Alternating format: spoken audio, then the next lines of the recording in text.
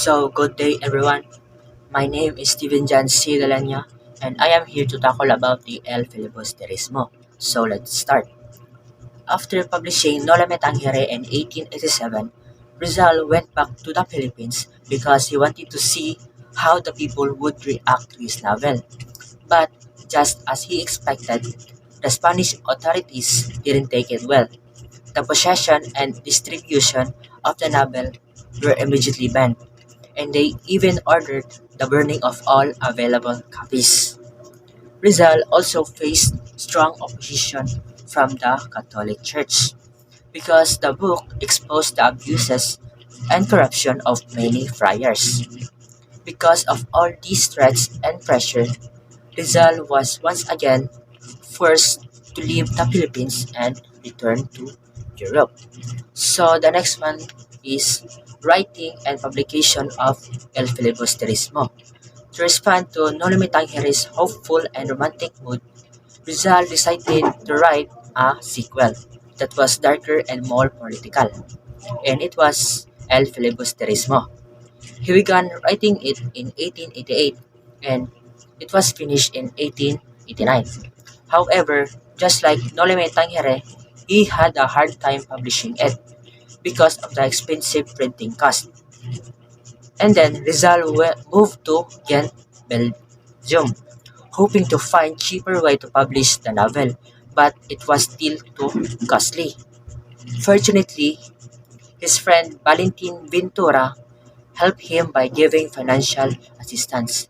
Because of that, El Filibusterismo was finally published in September 1891. The novel was short, only 39 chapters, compared to Nolime Tangeri's 64 chapters. And then, as a sign of gratitude, Rizal gave Ventura the original manuscript of the El Filibusterismo. So the next one will be the themes and warnings in El Filibusterismo. In El Filibusterismo, Rizal wanted to warn Spain about the consequences of its corruption and selfish colonial government. He showed that if the oppression and injustice continued, it would only lead to disaster and rebellion. We can see this through the tragic experience of Cabezang, Tales, and Basilio, who both suffered under the system. Rizal used these characters to show the pain and anger of the Filipino during that time. And the last one will be the role of the youth and El Filibusterismo. The novel also focuses on the youth, especially through the characters of Basilio. Rizal portrayed the young generation as intelligent, aware, and full of potential to make change, but also frustrated with the state of society. Basilio's story shows a series of painful losses. In Nolime Tangere, he lost his mother Sisa and his brother Crispin. Then, in Il Filibusterismo, he lost Julie and Capitan Tiago.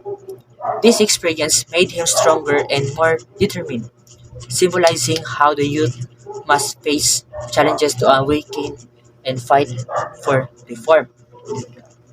Many literary scholars also say that Basilio represents Rizal himself, someone who suffered deeply for the country but continued to believe in the power of education and peaceful change. Hello everyone, I'm Erich P. Butalad, and I will be discussing the next part of our topic, which is about El Filibusterismo and Rizal's message behind it. First, elite Filipinos. Rizal criticized the rich Filipinos for being selfish and passive.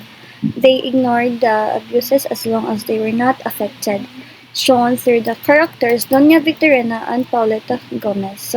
This part is gi-criticize gid ni Rizal ang mga elite Filipinos. Kani sila ang mga dato ug educated nga tao sa panahon sa mga Spaniards. Pero instead nga motabang or mo-fight sa mga abusong gibuhat sa mga Spanish authorities, nagkalma lang sila as long as dili sila maapektuhan. Rizal saw this as selfish and complacent, like more ganig basta dili ka maapektuhan, okay ra. And gipakita ni Rizal ni nga attitude sa mga characters nga Doña Victorina o Pauleta Gomez sa El Filibusterismo. So guys, si Doña Victorina kay Monish kay obsessed kayo siya sa pagiging high class. Gusto gani niya mo blend in sa mga social nga Spaniards. Si Pauleta Gomez sad is instead nga mo pili sa pobre pero principled nga si Isigani, mas gi-prefer niya si Juanito Palaez nga rich and connected. So, muna yung gipili guys, yung Juanito Palaez. So, through them, gipakita ni Rizal kung unsa ka materialistic ug ka pretentious ang uban sa mga elite during that time. So, next. So, we have more pa di ay. Pero, so, I'll continue.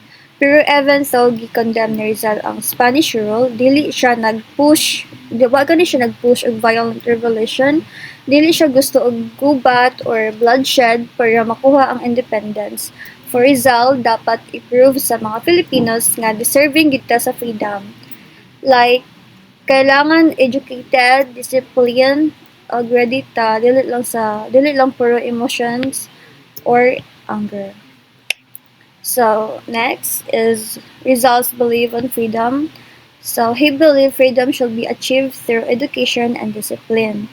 Through independence comes from a moral values and self-improvement. So, for him, freedom can't be achieved overnight. Dapat ma-achieve siya through moral values, education, ug sacrifices. Mura gusto ni Rizal nga like ipasabot nga before ta mag-demand og liberty, dapat i-fixan nato ang atong kagalingan as a nation. Okay? So, then sa novel nga gipakita ni Rizal ni nga idea through Padre Florentino. Si Padre Florentino ang nag-represent sa voice ni Rizal. So, muna siya guys. Padre Florentino represents Rizal's voice of peace and wisdom.